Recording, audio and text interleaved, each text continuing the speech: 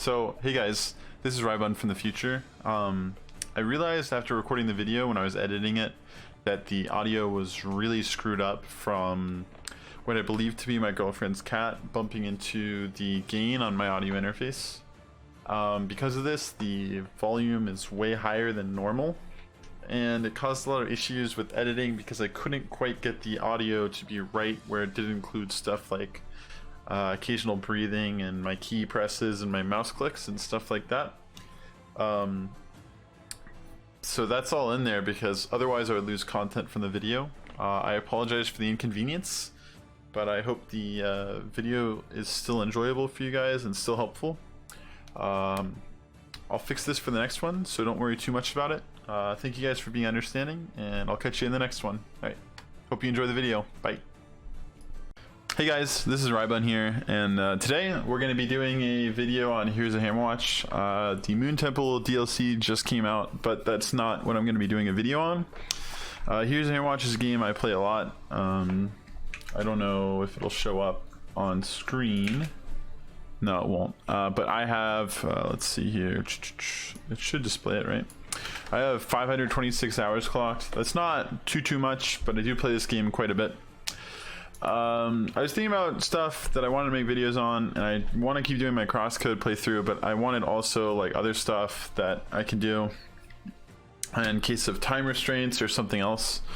And this was with the solution. And so I talked to my friend about this and my girlfriend as well, and they both basically suggested to me that I could do a Heroes of Hammerwatch playthrough from the base game up to a certain point. As far as I'm concerned, Heroes of Hammerwatch videos consist of three kind of types on YouTube. You've got the videos that are tutorials, and then you have the stuff that's higher NG gameplay, and for those of you who don't play Heroes of Hammerwatch, that basically just means new game.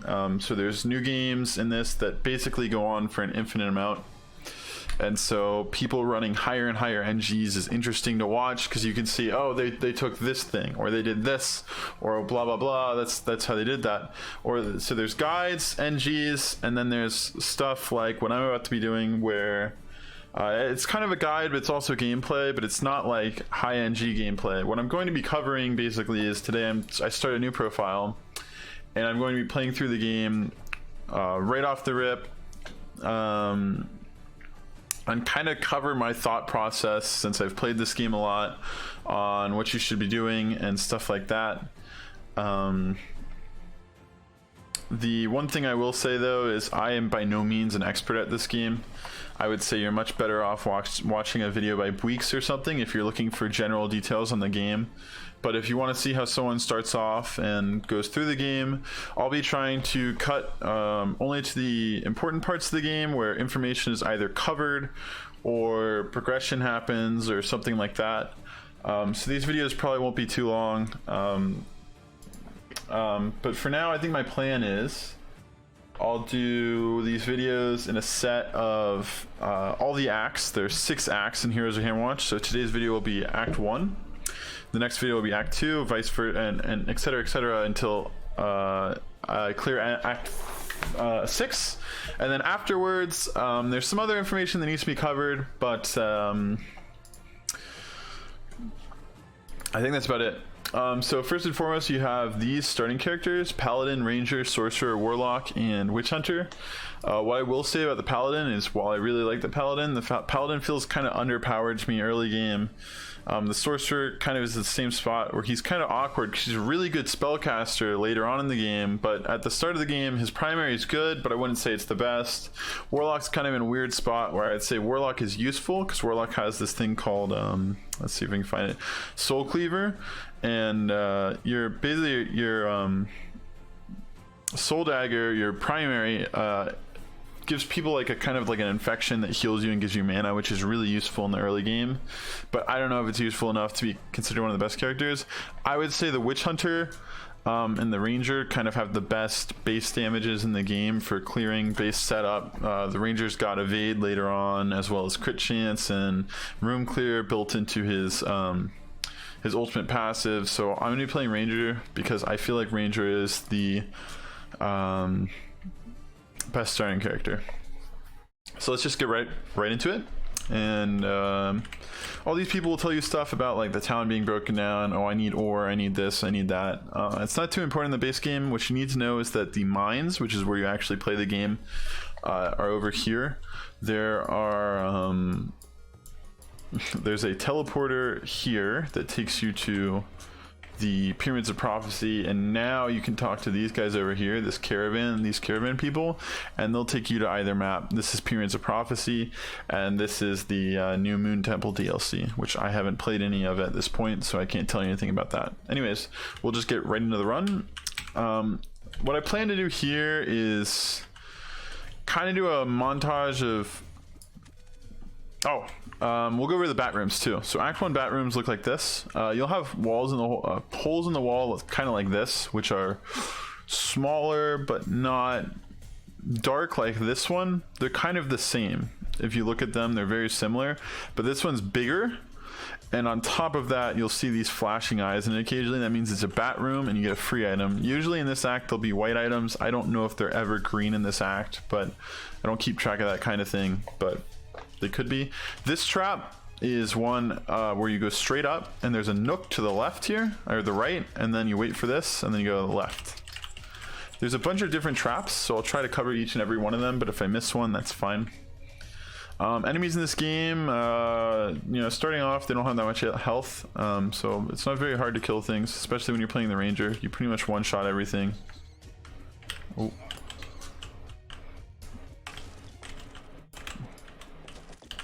So with hallways like this, I mean, this is why I think the Ranger's a really good starting class. You have a very hard time dying. Important keys, you've got left click, which is your primary, right click is your first skill, Q and E are your second and third skills respectively. Your passives don't have buttons because they're passives. Let's see what else. Tab is your mini map. Escape brings up this menu. C brings up your character menu. You can also access your map. You can look at effects and your stats, like your damage dealt, like this run for example. I have done 628 damage. G brings up your guild hall, which shows you accomplishments, which are kind of like achievements. Bestiary, which is the monsters. Itemiary, which are the items you found. And then it shows you your class titles. So I'm gonna probably cut a lot of this footage, so if you see me kind of teleporting around, it's probably not important. Ore, which is the resource I just picked up, is used for several things like upgrading your town, upgrading statues which come from the Pyramids of Prophecy DLC, and you can also trade it back and forth for currency, and later on you can craft items with it. So ore is a very good resource, and the other thing that's important to note about it is it doesn't get taxed. In this game there's tax, and tax gets applied to all gold you send back to town. When you die, everything you're holding gets dropped. So the unfortunate thing about that is if I died right now, I'd lose all this gold and ore, and nothing would be available for me when I went back to town.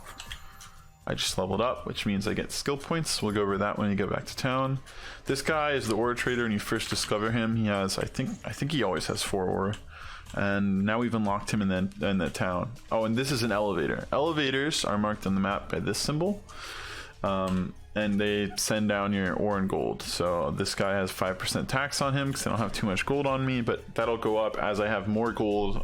It's a culmination, I think, combination, I should say, of what you have on hand and what you have in town. I missed ore that I could have sent up, which is kind of bad, but it's fine. Oh, nice. These are shops. Shops take on different appearances based on what act you're in. Shops will let you buy 3 items, although in the newest patch that they released with the new DLC, the Moon Temple, you can now get a drink. Drinks are something you get in the town later on that lets you buy an additional item, so you can buy 4 later on. So right now I can't afford anything because I just set my gold up, so it's not super important, but shops are very good for progression because you can get extra items, which really helps you out. I'm gonna cut to, let's see, I'm not sure. Oh, diamonds. I won't cut for a second, I guess. I should stop saying that because I keep running into stuff that I want. Diamonds are basically extra, they're just gold, but they have a special icon because they they represent a significant amount of gold.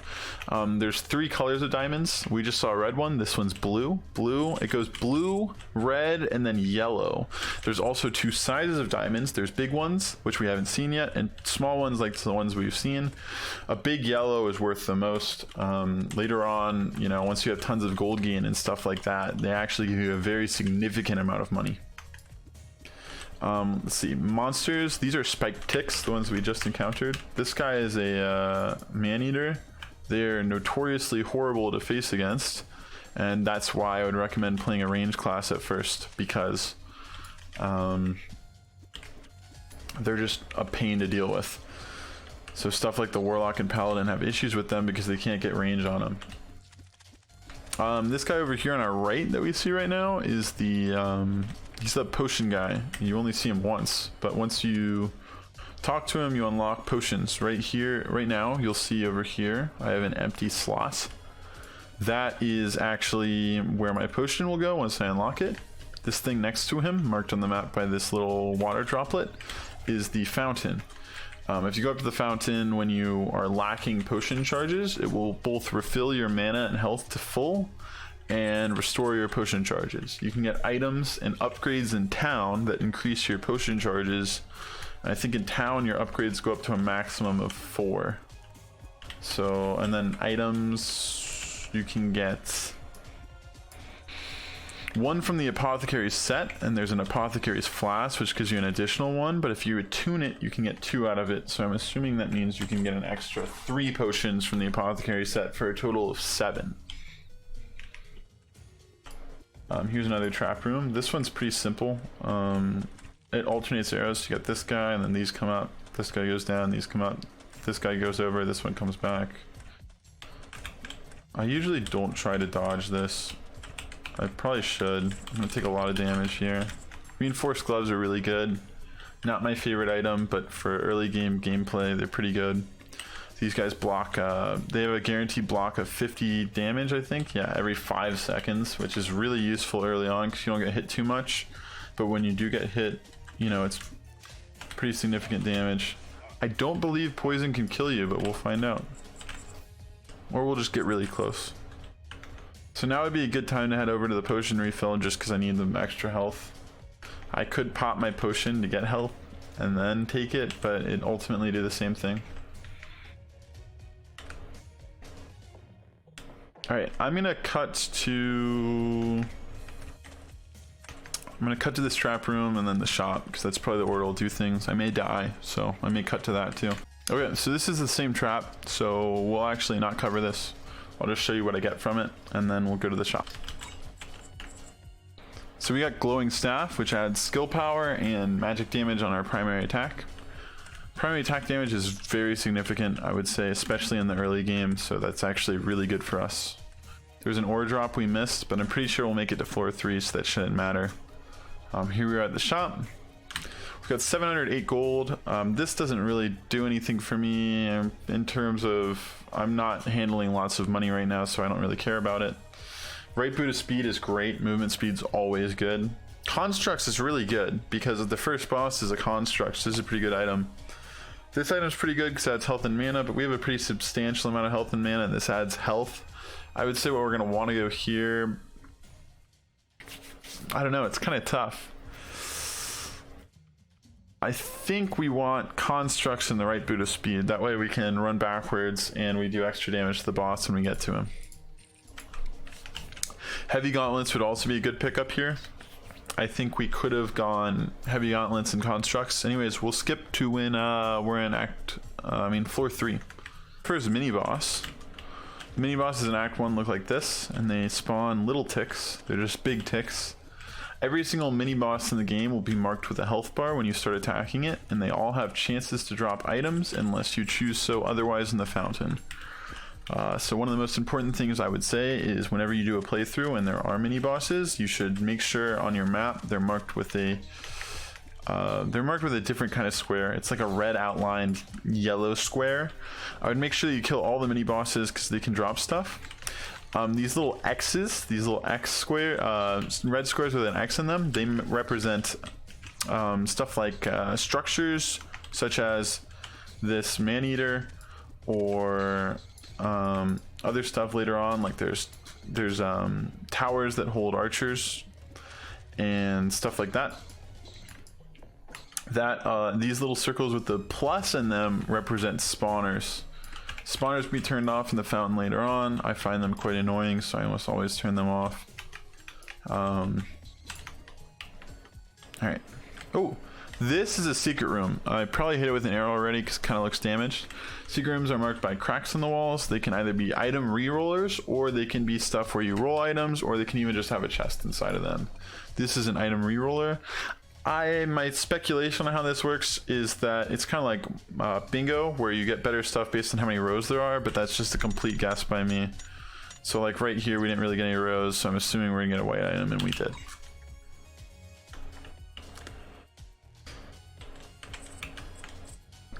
Alright, there shouldn't be anything too important, so I think what we'll do here is I'll cut to the boss, if I make it to the boss, and then we'll see how that goes.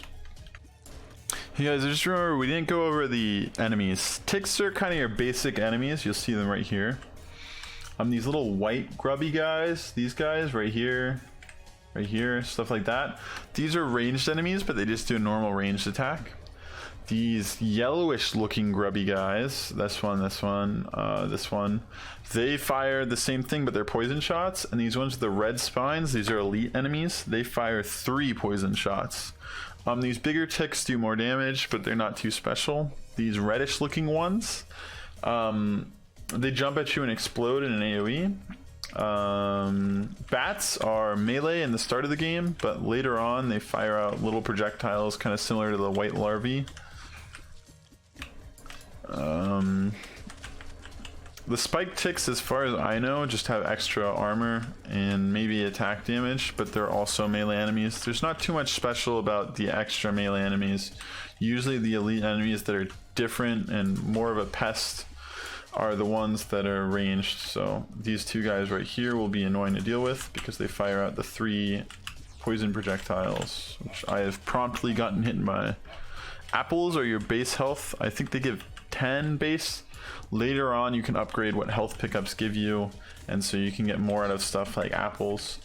The hierarchy of food items is apples, followed by oranges. I like to call them pumpkins to annoy my friends. Followed by, I believe, cheese, and then steak. The other thing to note is, I believe this is true at least, there's only 1 shop per act. So if you go on floor 1 and you get the shop, and then you get to floor 3 and there's an ore drop and you're like on the verge of dying, but you don't want to waste your money in case there's a shop, you shouldn't worry about that because there's only 1 shop. So right here I don't have to worry about having money because we already encountered a shop. That's about it. For more information, I'll come to you if there's anything else before the boss. Alright guys, we made it to the boss room. Boss rooms will always fill up your HP bar and your mana bar, as well as provide you with an ore drop right beforehand.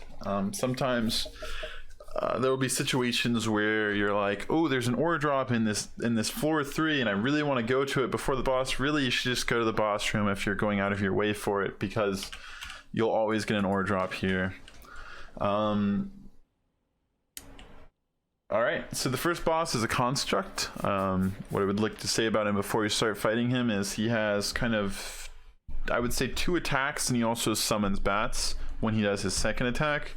The first attack is he fires out this kind of ground disturbance where it causes jagged rocks to come up throughout through the sand, and I think it's homing. I don't know if it starts homing in the base game or if it becomes homing later on, but I think it's not homing in NG0. We'll see here in a second.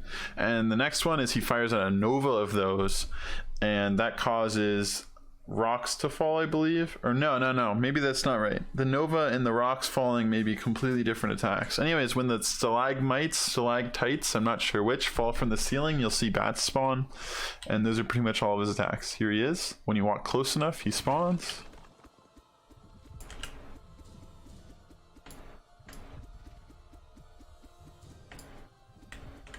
See this? This is big attack. Causes the rocks to fall. And here are the bats. You usually want to take out the bats first because they can kind of be an annoyance otherwise.